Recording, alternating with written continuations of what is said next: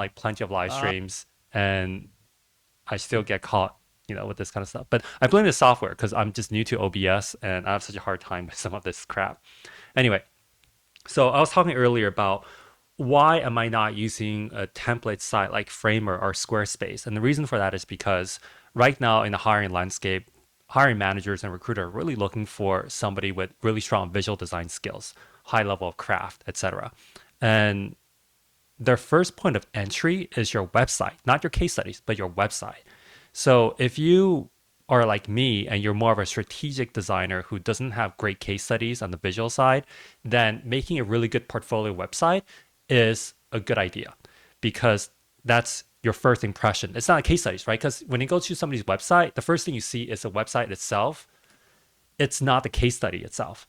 So for me, my strategy is make a really good website, one that is different and stands out amongst the other templated sites that you have. Now, Framer is great. I think if you look at the Framer showcases, you'll see some really amazing websites there that are on par with stuff with stuff that people would code by hand. And by all means, check them out. They're great, but I do want something that's more personal to me. I want that challenge. I want to be able to say that I built this website on my own as opposed to use a template. The other reason is that when you go to my website, hangshu.com, and the password is ultra, you'll see my case studies, and they're all very strategy focused. The UI design in it is just not great. It's kind of garbage actually.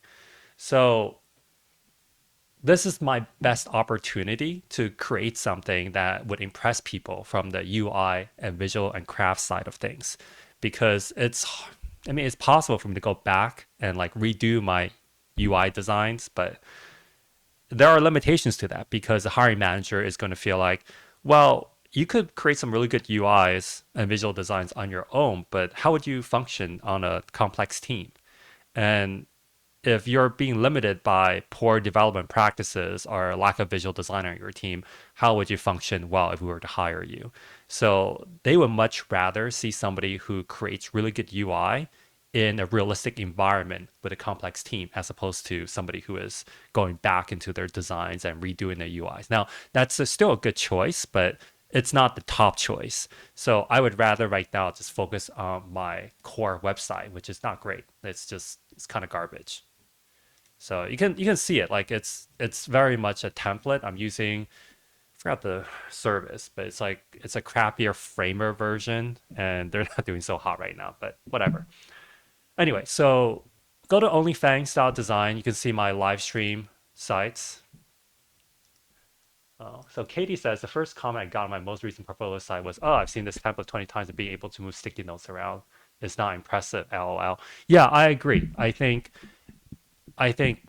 as a designer who would get filtered out in the initial recruiter screening, like I wouldn't even get a call back. If I apply for jobs that I want right now, like let's say I apply for a job at Airbnb or DoorDash, I would submit my application and the recruiter would never reach out to me because they will see my portfolio and they'll be like, this is garbage.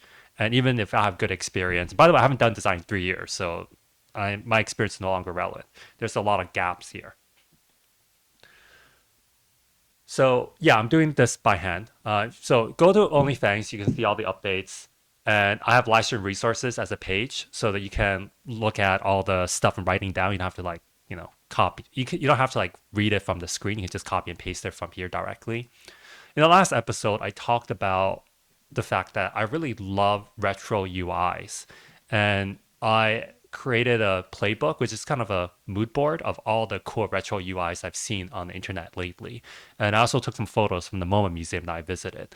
So I love, CRT, cathode ray tube monitors. We're all on LCDs nowadays. They're flat screen, really dense pixels. It looks, very nice. It's smooth. It's like flat design. And I like how it used to look back in the 80s and 90s. So I collected a bunch of old retro style user interfaces, designs that I'm really impressed with. These screenshots are from the movie Aliens Romulus from last year, 2024. And the designs here are just phenomenal. They just captured this realistic cassette retro style that I would love to emulate for my website. And I've been trying to figure that out for the last few days. So I started by going like kind of going over all the notes, like collecting all the examples I can find of retro UI and trying to break down what makes it look really retro. So it's like the color shift, the distortion, the flickering, the blinking, etc. So I'm listing everything down because if I want to recreate this, of course I can, use After Effects or Photoshop and use one of the filters, but that will only affect the image itself. And I want to create a layer on top of the website so that my entire website has this retro look to it. So I'm breaking down all the little details that makes something look really retro. And then my thinking is by breaking it down, I can then reconstruct it programmatically using coding or vibe coding to get this look live over any website.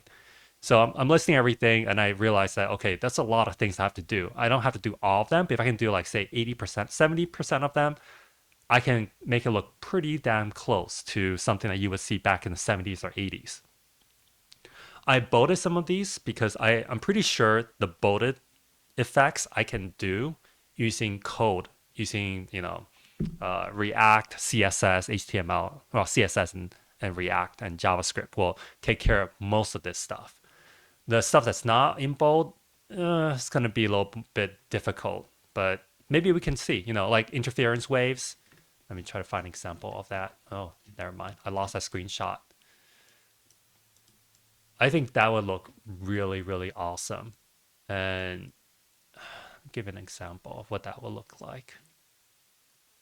Because that just has like the interference or like signal interference I used to see. Like if you were to put a magnet on the CRT monitor, it will look like that. Yeah, like kind of like this. You see like this shifting of the screens or of the pixels.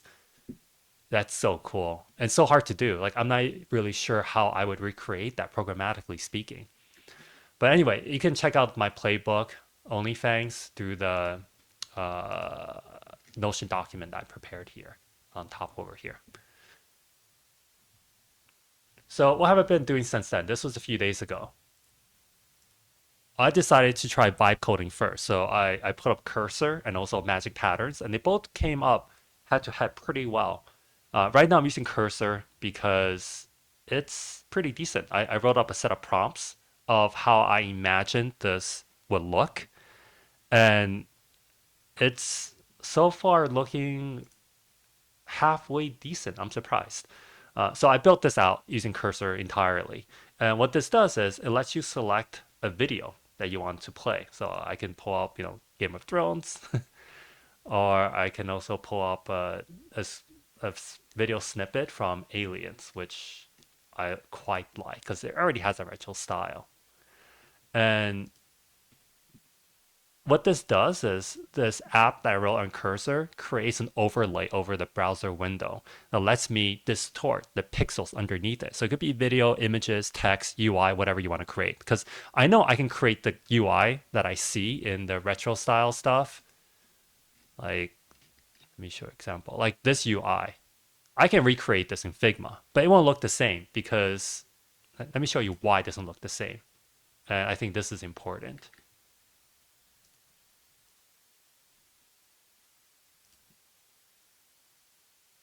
So this is what it looks like in the movie, and it looks really, really cool. You can see the reflections, the distortion from the rounded CRT monitor. Like all this is so cool, and it's so hard to do in Figma, right? Because a lot of it it's like pixel level stuff that you can only do in Photoshop. It's not a vector level design that something like Illustrator and Figma could do. This is what the design looks like. Like they probably made this design in Photoshop or something, and it looks whatever. It looks like a poorly done B2B UI that somebody created, and it doesn't really look retro besides the muted color scheme. But when you put it behind a CRT monitor, it just looks so goddamn cool, and I want to capture that CRT monitor effect. So I know I can recreate this UI in Figma in like I don't know an hour, maybe less. That's pretty quick. But the magic is in this effect here, and I have to capture that somehow. So this is what this is going to do that some way somehow. And the first thing I wanted to do was to affect the color. So that's working. I can do black and white now. And then I can adjust the pixel size by using a grid blur format on top of it. So right now, if I press down the letter C on my keyboard, it'll kick in. So I'm toggling it on, toggling it off. How cool is that? That works pretty well so far. So what this is doing is making all the pixels 5 by 4. So I can actually create rectangular pixels. So let's say like 11 by 4. This is what it looks like right now. I like it. It's pretty cool. Wonder if you can hear the sound as well. I'll turn off the grid. So it's getting there. I mean, obviously it shouldn't, that's like way too large. So let's do something like 3, oops, not 13, 3 by 2. And you'll see that my computer is struggling a little bit. Like I'm on an M1 Ultra and 64 gigabytes of RAM.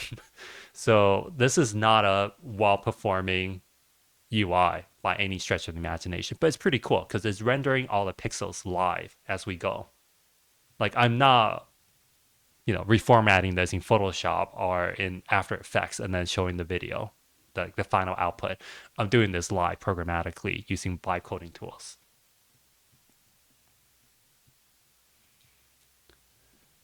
So once I got the pixel stuff down, I wanted to create the pattern or the how should I say it? Like if you look at CRT pixels, they're radically different from LCD pixels, which is what we have today. LCD pixels are jam-packed really tightly. That's why we have 4K, 8K, 6K, 1080p, 1440p resolution.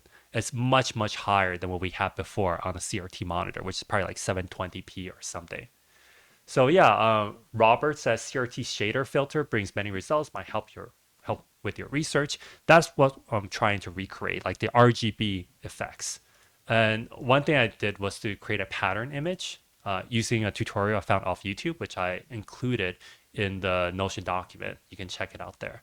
So what this pattern is basically a mask with I think like 20% white, 50% white, and then like 80%. Sorry, 20% white, 50% white, and 80% white, something like that. And this is 100 pixels by 100 pixels. So it's creating this gate for the light to shine through.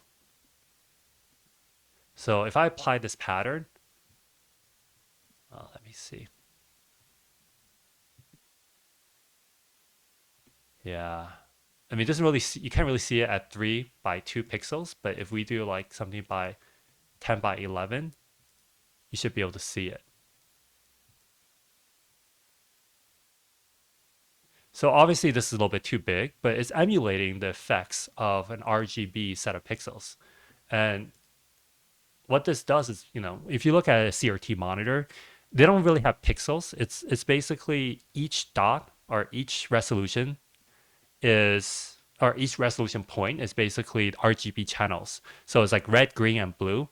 And those lights show up at different density or intensity to create the color that you want to show on the TV and the cathode ray tube, right?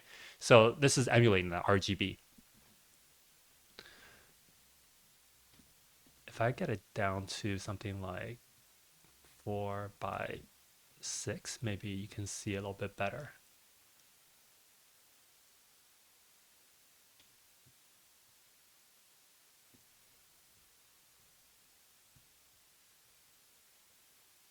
Oops, should be 6, not 1. Yeah, there we go. So I'm holding it, turning it on, turning it off, on, off, on, off. And also I can toggle the color. So this is with the filter on. It's getting there. It's getting pretty close. The thing that I'm missing right now is the glow, because with CRT, there is a lot of light bleeding between the pixels, especially around bright areas. There's a halo effect. You can see that here. There's that halo effect around the text because the text is so bright and the black on CRT monitors are not very dark. You'll see that on a lot of the newer LCD monitors we have, they talk about how dark the blacks are. And that's why people buy or spend more money on OLED displays because OLED allows you to turn off the LED light or the pixel if it's a black area. So there's no light coming out of it at all. Whereas for CRT monitor, there's always light coming out, even in the darkest of the blacks. So there's a lot of bleed from the bright areas to the dark areas. You'll see that there's some kind of blur. I need to recreate that somehow. I haven't figured out how to yet, but if I can do that, I'll get really close to this. Beyond that, I'm getting closer in terms of the pixels. Like it's looking pretty good. I can also adjust the pattern opacity,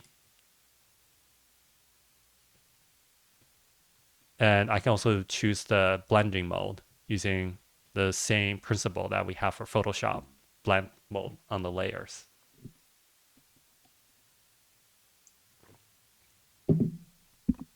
So yeah, if you want to recreate this, which is to me is it's kind of cool. I like it.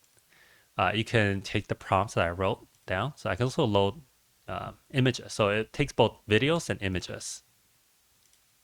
I wanted to put in a website, but there are security restrictions with your browser. You cannot load another website within a website because that's how people get scammed with like bank accounts and stuff, right? So they won't let me do that, but it lets me upload local videos and images. So if you want to play with this, you absolutely can. You can build this in Magic Patterns. So this is the Magic Patterns one. The one I've been showing you is what's done in Cursor. They're pretty similar. So if you go to my Notion document under 1105 prompts, you'll find the instructions I used. All you have to do is copy and paste this into Cursor or Notion, and you'll be able to construct your own, and you can play with it. So, what do I do next? I need to figure out how to create the glow, I believe. And the reason why I'm talking this out is so you can kind of see like what is my thinking behind this, like how do I approach vibe design or vibe coding.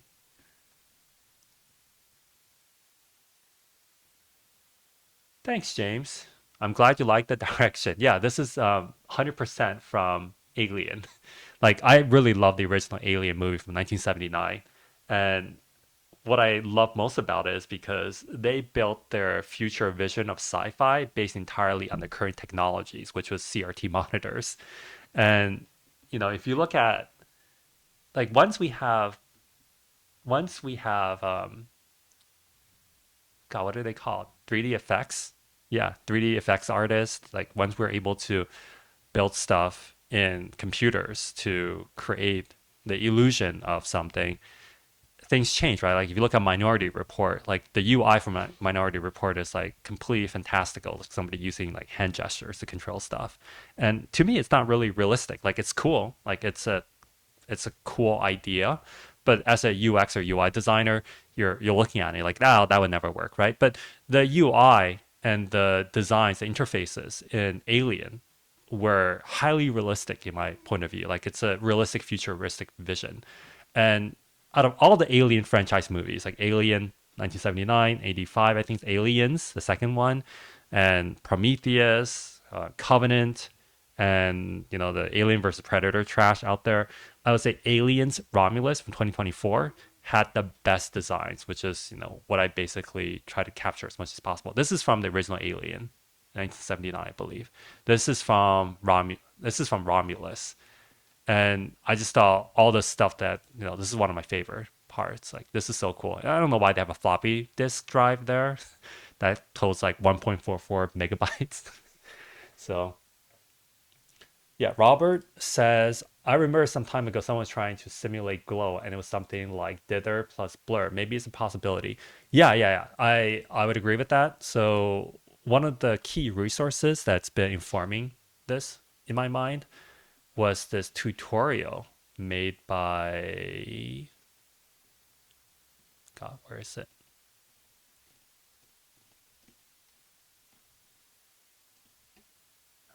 Where's the tutorial? Oh, here it is. So this tutorial on YouTube to me is phenomenal, and maybe we can watch it real quick. Hey everyone, Brady. This is actually what, I'm stealing the ideas, like the principles behind how they are recreating this really cool retro effect. TextureLabs.org here, back in Photoshop for some sci-fi analog glowing green pixelated monitor effect. This is what I want to recreate. I mean, maybe not this like super sci-fi green glow, but something similar or akin to this. Trying to figure out how to describe it. A couple really cool things about this look. It's not just some kind of a color or texture overlay. We're almost going to simulate our own real monitor. It'll break the image up into this pixelated grid. We can adjust the image and the pixels turn on and off. It's pretty cool just seeing how it works. I'll include everything you need to create these two slightly different looks, but we can also use this setup to create a whole variety of different techie looking monitor effects. And as a thank you to Texture Labs Patreon supporters. Yeah, so I stole his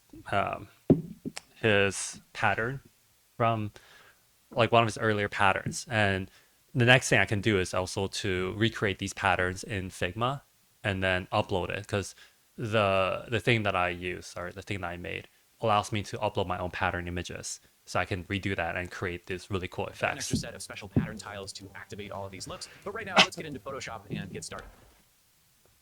All right, I've got an image here that I'll use to set up this effect. I found this astronaut on. So on a gray background using hard mix, we end up with solid black and one white rectangle. Hard mix is a contrast blending mode, like overlay and everything in the section. It combines these two layers and then brings up the contrast according to their combined values. It's just So this is really cool. I mean, if you want to look at this video, go into the OnlyFAANGs Notion and you can watch it on your own time.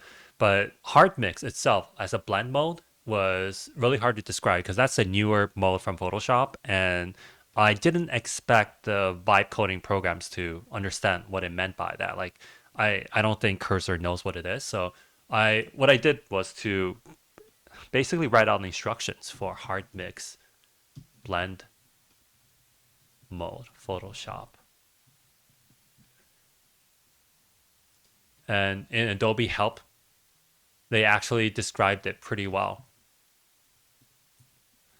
So say adds the red, green, and blue channel values of blend colors to RGB values of base color, resulting sum for channels 255 or greater.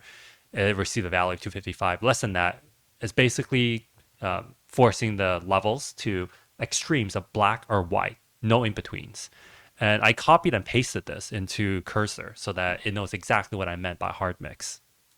that hard mix cranks the contrast so much that when we're using it on black and white images, it spits out either pure white or pure black. So here, when we combined these two layers, the only area that was bright enough to give us white was in this rectangle. But if I adjust the value of this gray underneath and make it a little bit brighter, there's a moment where we'll get two rectangles. The combined value here is now just bright enough to cross that threshold from black to white. Keep making the gray brighter and we'll get three rectangles. Or if this gray underneath is super dark, we'll get none. Or if it's pure white, we'll get all white. So what this means is that while this layer underneath can be any value of gray, with this pattern on top, we can only get these 5 possible outcomes. So here's how we're going to put that to use. I'm going to take this one tile and define this as a pattern. I'll call the pattern pixelate. Then let's go back to the image. And what we want is to make this into a bunch of simple gray squares that line up with. So I basically took everything he said in this tutorial and then asked Cursor to vibe code it. And that's how I ended up with, what we have right now. So this is what we have right now.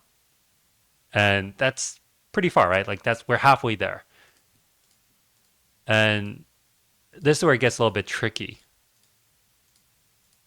So I'm basically here. Is pure black and white. So I can double click on the layer to bring up the blending options. And in the blend if section, I can drag the black slider. Oh, wait, no. What did he do? Oh, yeah. He added another layer, I believe, because this is where I'm at currently. So let's watch this and see if we could somehow recreate this in the few minutes I have left for this live stream.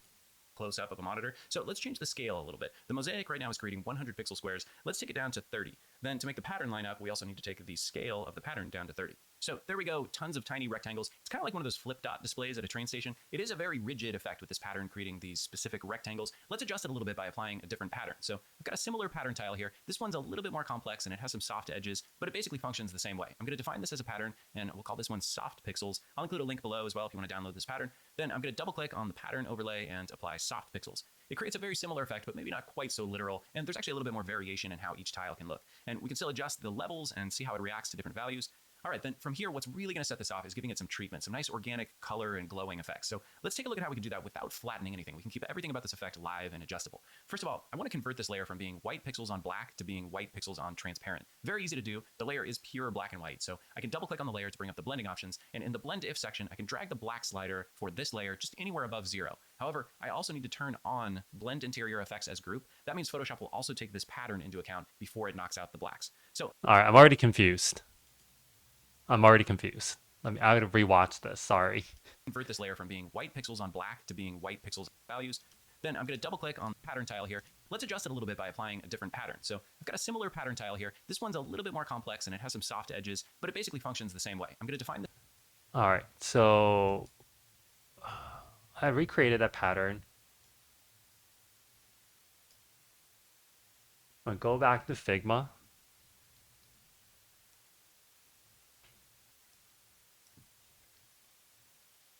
And this is the pattern that I stole from them.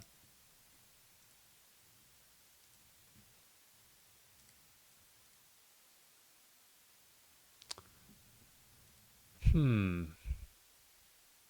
All right, what can I do to get a smaller file size? Should I create, yeah, maybe I just create another black bar on top. I don't think it'll matter because I can use SVG or PNG, and I assume SVG is going to give me a smaller file size.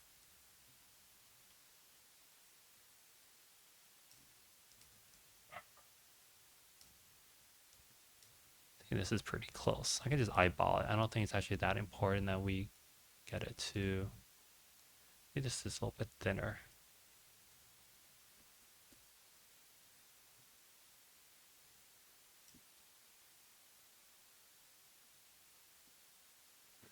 How do we blur this? I guess we all need to blur everything together, right?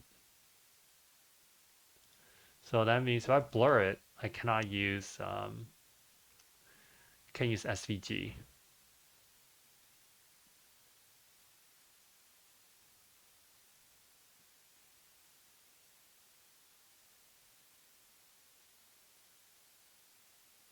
Does this look kind of close to what we have here? I think so, right? And then I'm gonna export it as a PNG, and then I'm gonna do half the size. So right now it's 100 by 100, but I'll do 50 by 50. See how we do there.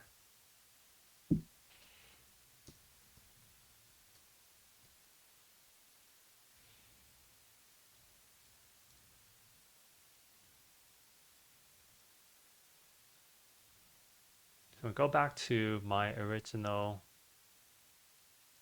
video because I like watching this video. And then I'm going to upload a new pattern. See how that looks.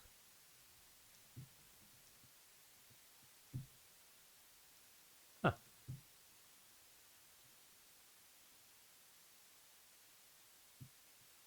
That don't seem right. Well, okay, so let's say 50 by 50.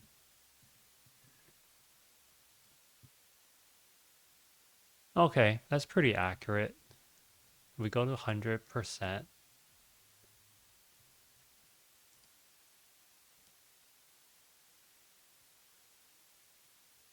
Yeah, that'll do it. All right, so let's go to smaller. So it's working. Let's do 10 by 10. How would that look?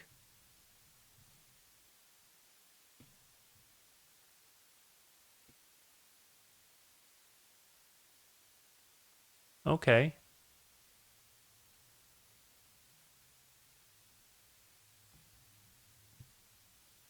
I think we need to be smaller.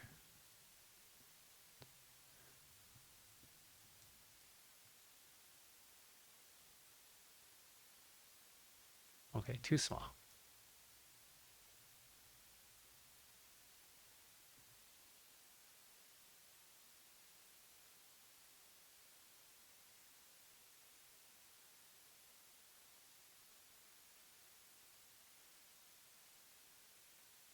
Okay, you'll notice that when I toggle on the pixelation, it affects the UI or the control panel as well. That's on purpose. I did that because I want to make sure this layer isn't just a video feed converter. Like it's going to affect the entire user interface, everything within the browser, not just videos and images, but the text as well that I would, you know, I would generate via HTML, CSS. So it's doing that, and I know it's like kind of inconvenient when during testing, but I just want to be sure that it's not just affecting the video, and they're not just using some kind of like a video API.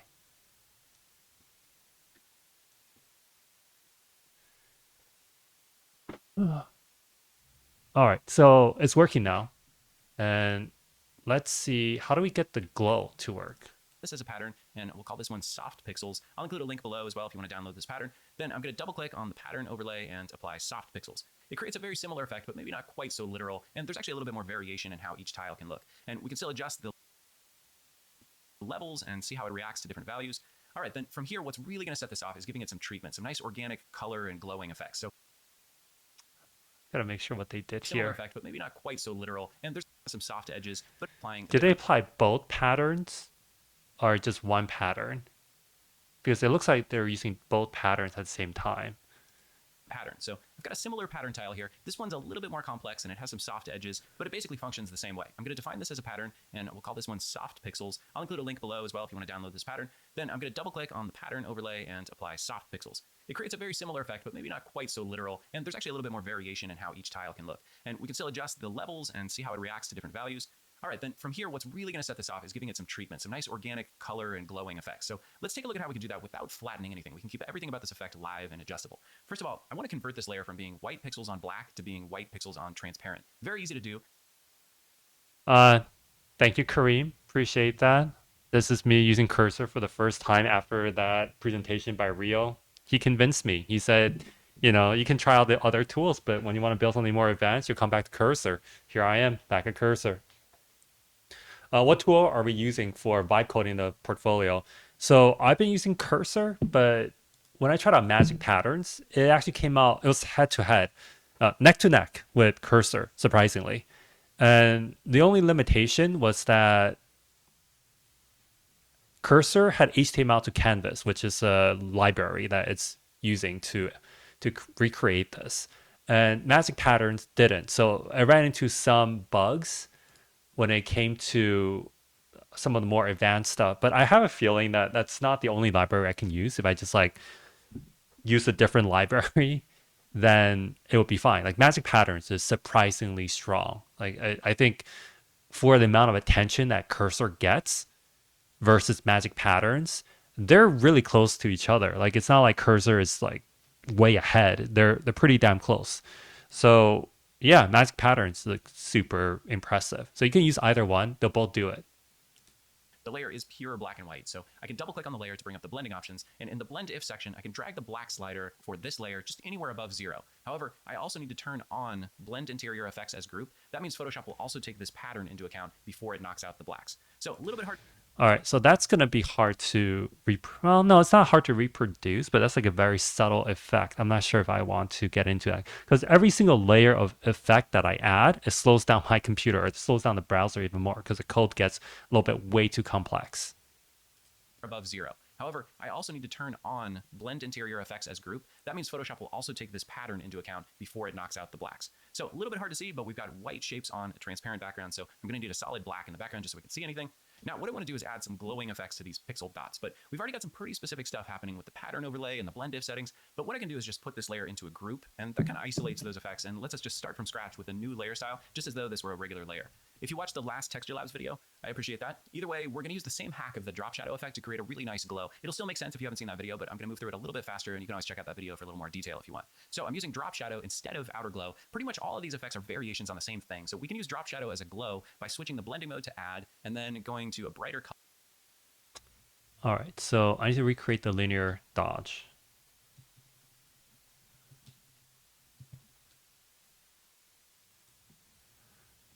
Linear dodge.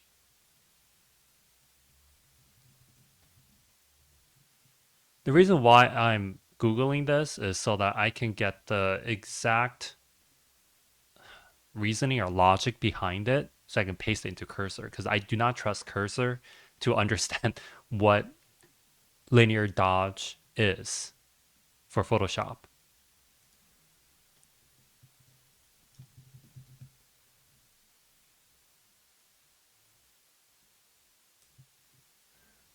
All right. So now open ChatGPT going into this is the issue with all the apps having similar colors. I click on the wrong apps. I get like Notion and ChatGPT and Cursor confused sometimes. It's sad. All right, where am I? Oh yeah, should be a new page. So today is 07/25. Adding.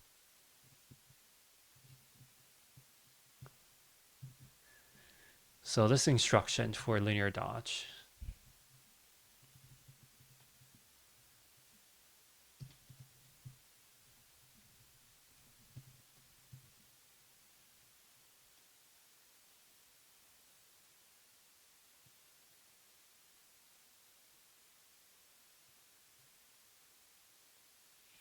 All right, let me see what else do we need to do. Color, so let's make this a bright green. I'll take the opacity all the way up and bring the size down to 3. So that looks kind of like an outer glow. It's a little bit offset, like a glitchy old monitor. But here's a really cool thing about drop shadow. If I go up to the blending options for this layer, Agnes, yes, it is being recorded, and you'll get to see me start the first 5 minutes of this live stream with a muted microphone and just how like amateurish I am as a live streamer.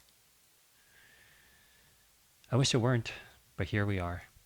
and I bring the fill down to 0. That leaves us with just the drop shadow, right? But back in drop shadow, I'm going to turn off this little checkbox, layer knocks out drop shadow, and we can eliminate that negative space, and what we end up with is basically a live Gaussian blur effect. We can even add a tiny bit of noise to it, maybe 5%, and make it look a little bit grainy. And here's another cool thing about drop shadow. Unlike outer glow, it's got this little plus button, meaning we can have multiple instances of it. So let's add another drop shadow, maybe make this one a little bit different hue of green, make it a little bit bigger. I'll make the size of this one 10 pixels, and I'm going to turn off use global light and change the angle of this. All right, this is going to be difficult because we need to describe exactly what we want the drop shadow to reflect, right? So this is what it looks like right now. Maybe we increase that pixel to 9. Then we go to opacity.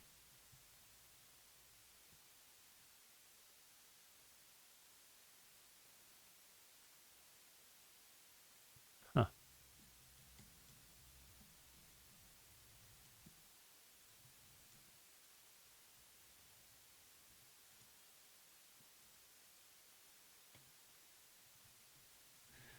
Robert, it is at OnlyFAANGs.design.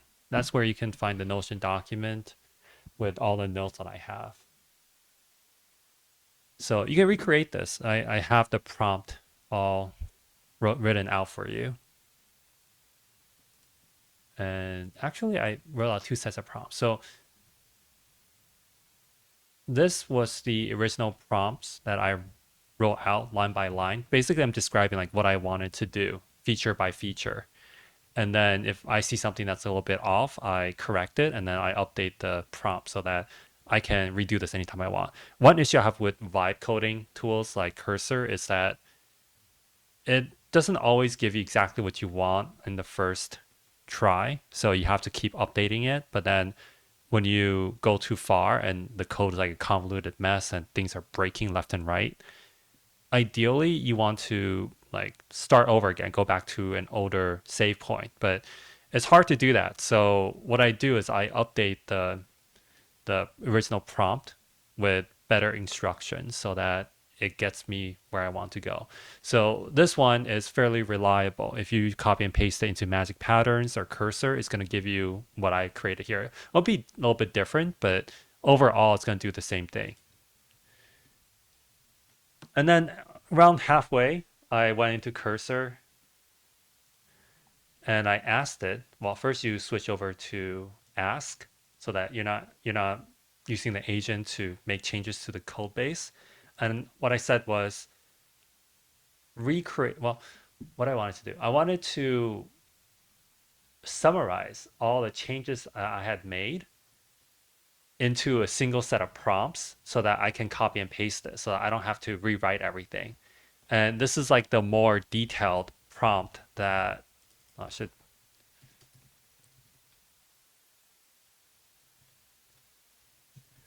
So this is a more detailed version. So this is what I wrote myself. I hand wrote this. I didn't use ChatGPT or AI to write this out.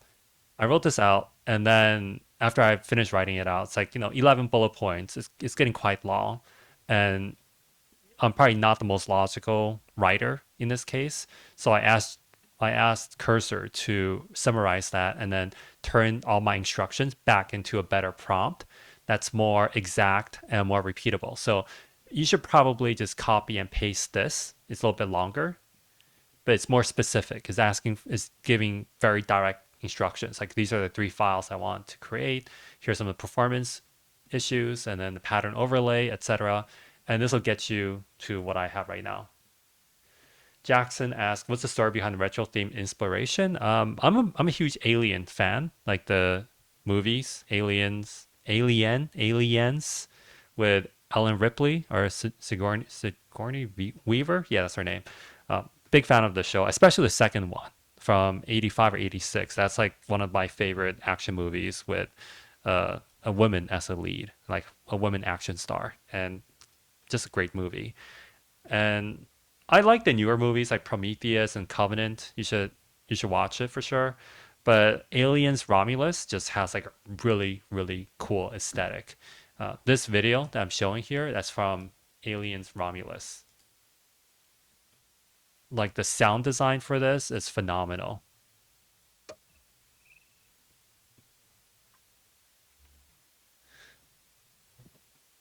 Yeah, this is just so awesome. Like I wish my website could look something like this, have the same kind of look and feel. So that's what I'm trying to do here. I'm trying to somehow programmatically recreate the retro, like cassette retro style from 1970s and 80s on a modern website.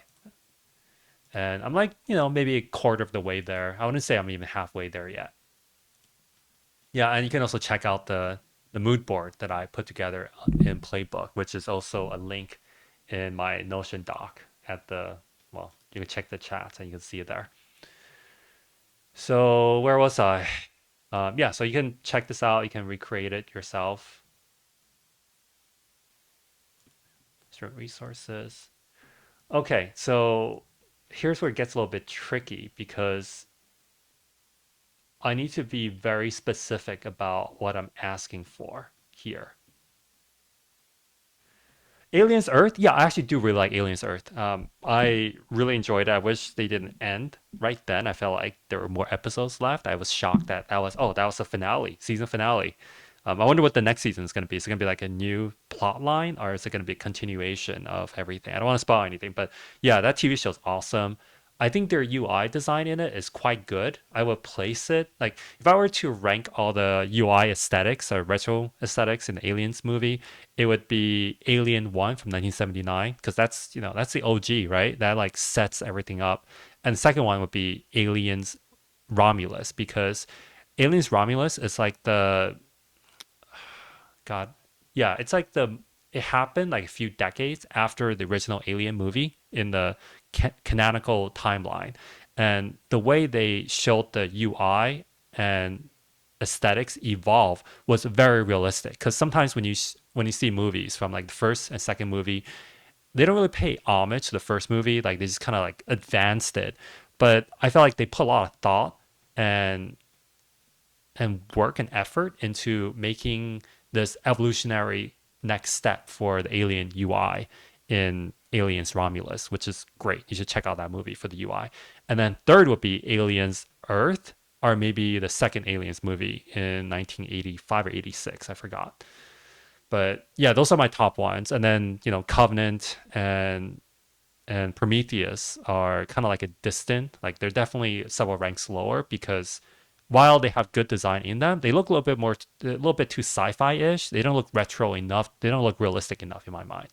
Anyway, So this is the hard part. Like I need to make the glow. How would I describe this? I wouldn't say this drop shadow because yes, he's using the drop shadow filter in Photoshop, but I don't think Cursor's gonna get that. So I'm just gonna call it glow. All right, so how do I describe this? Add a feature to toggle glow for the, how do I say light pixels? Because what I want to do is,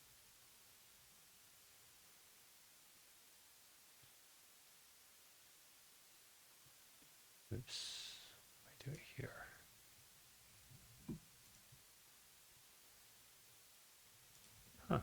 Huh, there we go. So I want this to be, to like show some kind of glow or blur. And if I say the entire video, then cursor is going to make the whole thing glow. I don't want the whole video to glow. I just want the lighter pixels to glow. So if you toggle glow for the for pixels that are lighter than, what's 50%? Well, 50% gray. That's like photography terms. Yeah, let's say 50% black. Give me the ability to adjust the glow in terms of intensity and direction, distance from that direction. This is not great instructions, but I'm kind of struggling a bit to figure out exactly how I want to word this because this is a fairly complex. I mean, this is why is this complex? This is more complex than what I did earlier because earlier it was the settings where you would just apply and it's like fairly programmatic. This has a little bit more tweaking. This has like, you have to use your human eye to slowly tweak this into something that looks good to you. So this is like taste, right? And that's really hard to describe programmatically. And it's where we struggle. So I know I'm not going to be able to describe this correctly. So instead, I'm going to build the UI to control this, similar to whatever this UI is. So maybe I can just copy this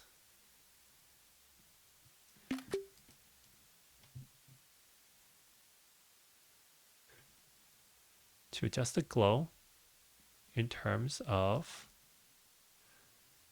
so that's like opacity.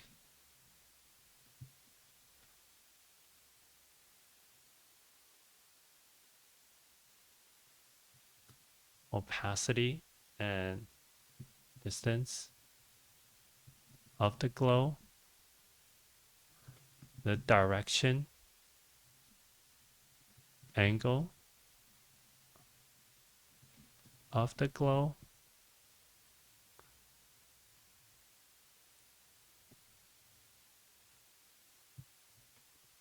distance. Let's call it spread because I know spread in Photoshop actually means something entirely different, but I think Cursor will agree with my definition of spread versus Photoshop because Photoshop when you do spread it becomes like very pixelated.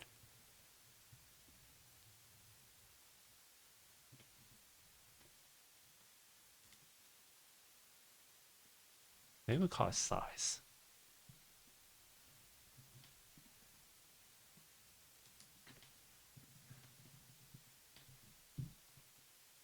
So we'll call opacity, intensity, distance, size of the glow, direction. What else can we say?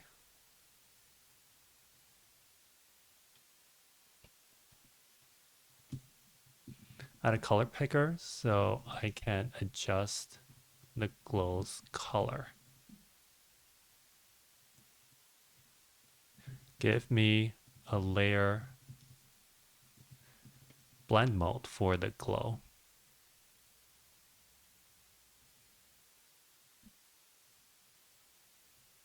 Specifically the linear dodge at layer blend mode from Photoshop.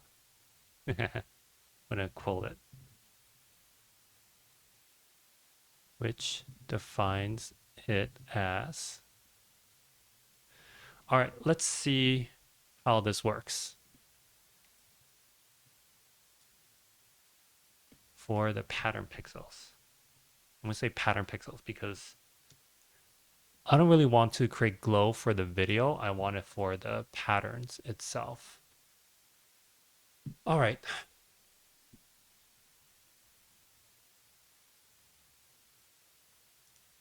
So what do I want to do with this? Should I do a save point? Actually, I don't know how to, I'm still so new to cursor that I'm not even sure how to create save points. I'm going to Google it. How to.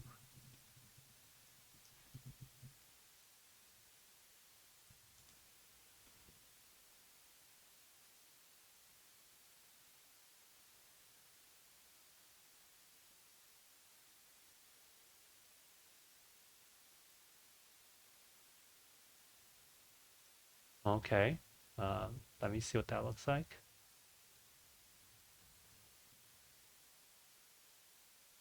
Oh, okay. So this is a restore checkpoint. I didn't even know about that. I mean, yeah, obviously that would be extremely helpful.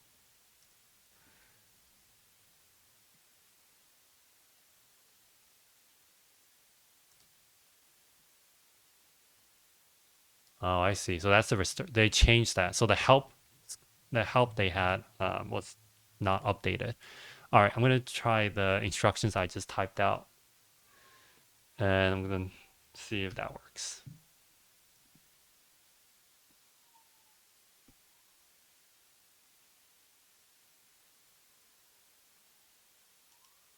Oh fuck, no, I'm supposed to be an agent. No. Yeah, I was under the ask mode, which is asking if for help. Instead, I wanted to modify the code base. So let's do that again.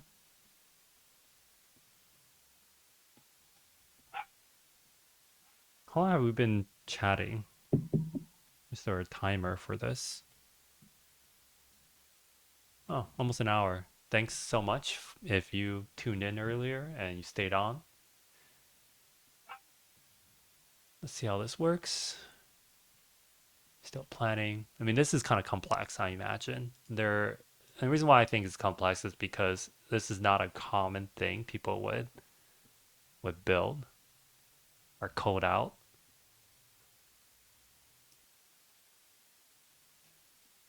Yeah, this is so cool.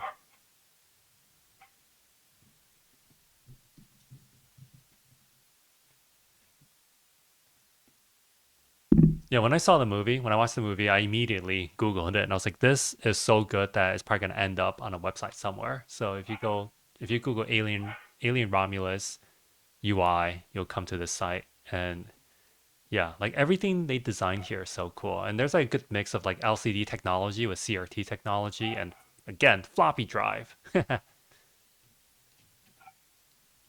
No, so much of it is just like having a good amount of dust that makes it look real, tangible.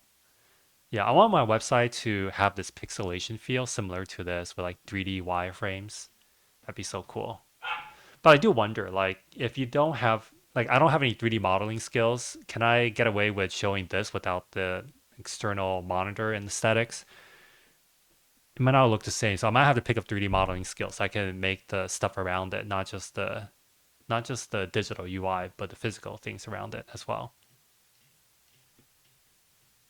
Yeah, I mean, all their stuff just looks so cool. This is something you would see at a warehouse.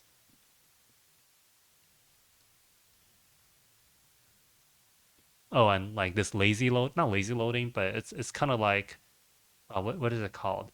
Skeleton loading, whatever, we have in UI design where it shows a block of where the text or the image is going to be. Yeah, I want to recreate that as well, and that's going to be hard. Star Wars, the first one, also has some retro sci-fi stuff, right? Yeah, they do, but I just think Alien does it better. It's more, I just like the aesthetics more. I've never been a huge Star Wars fan, and I never thought their designs were that amazing. I know some people like are pretty angry that I said that, but let's see. It's still working on it. Still working on it. Yeah, folks, if you have any questions I can help answer during this time, we don't have to talk about this specifically. We can talk about anything else, job hunting stuff, salary negotiation, UI design, whatever. But yeah, or you could talk about OnlyFAANGs and like what I'm working on right now. But this is the main thing. I really want to get the portfolio stuff done as soon as possible, or get in a somewhat decent place so that I can move on to other things. Like I don't think I'll get the portfolio done and then stop working on it. I think I need to start it and then come back to it periodically as I improve in visual design to make some changes, improve it, and also to add the case studies I have. If I can finish that and my resume and some of my case studies in the next 2 months, I'll be in a pretty good position to, start applying for work within the 4 month timeline.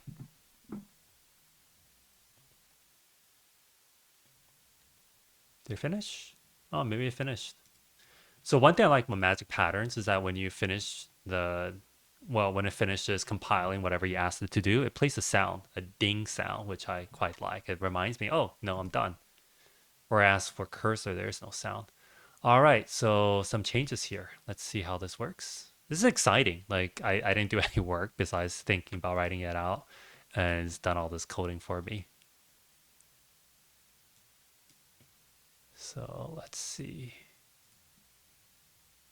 Okay, that works.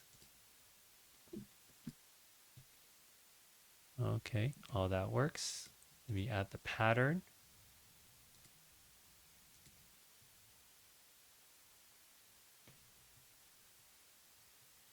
Okay, that works. Oh, pattern glow. Moment of truth.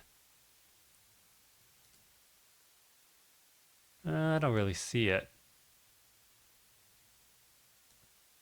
All right, let's crank it up just to be sure. I don't really see it. I don't think it's working.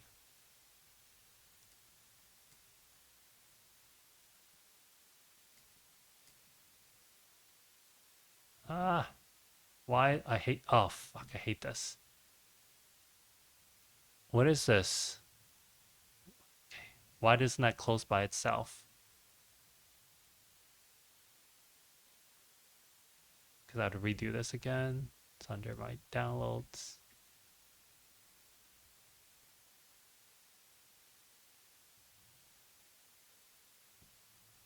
Add a pattern.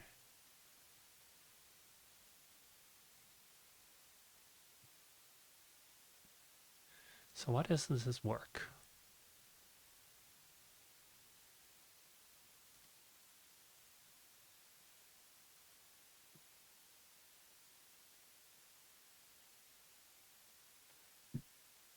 It's not working.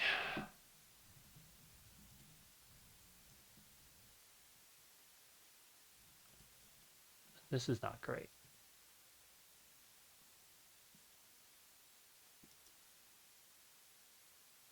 I hate this. Who designed this? It's like the worst color picker I've ever used. Okay, now it's working. Oh wait, I'm under black and white. I'm an idiot. Okay, turn off black and white, and then let's see.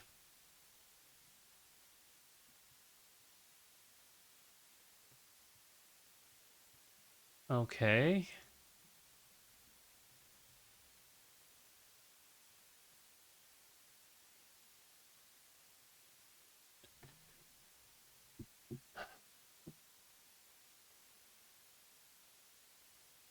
All right, let's troubleshoot this.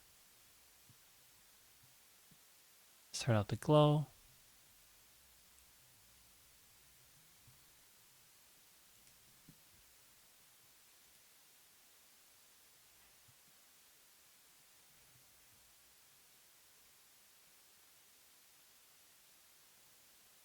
So this is working. Didn't break that.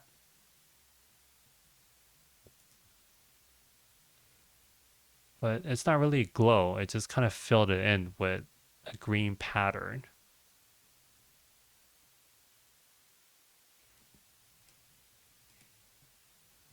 And angle doesn't seem to work either. Like, what is that? I guess that's the degree angle, right?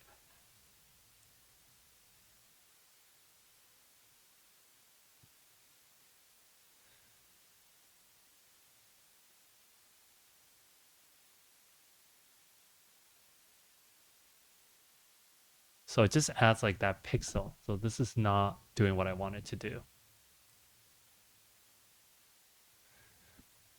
All right. Jackson asks, what's your vision for the homepage experience of the folio? I want something dramatically different than most other people's portfolio. I want something that isn't just a website, but gives you more of an experience, something that's cassette retro. So yeah, I want to recreate UI like that, like the one we just saw. And I know that if I were to draw this out in Figma, it just wouldn't look the same. It wouldn't look as good. I need to make this filter layer work as well on top of it in order to pull off this aesthetic. Otherwise, it's not gonna work. So that's my challenge here, and that was a failure. So give me the ability to adjust the glow in terms of opacity. That didn't work. Add a feature to toggle. So why don't we do this? I can either work on top of this.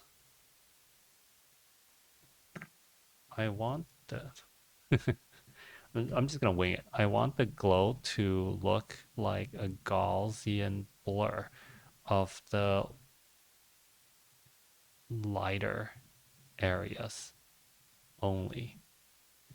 If the grid unit is dark, don't make it glow. Only glow if the grid unit is above 50% in, God, what is that term? It's not luminosity.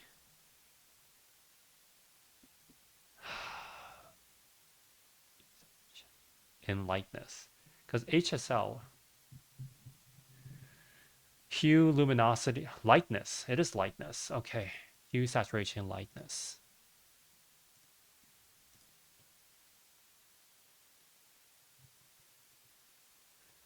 In lightness.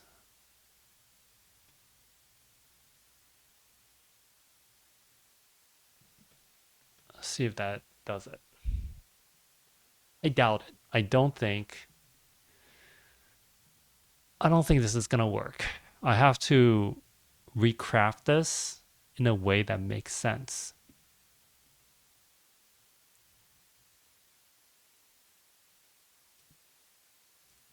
Meanwhile, let's watch the video again, the tutorial video of how they did it.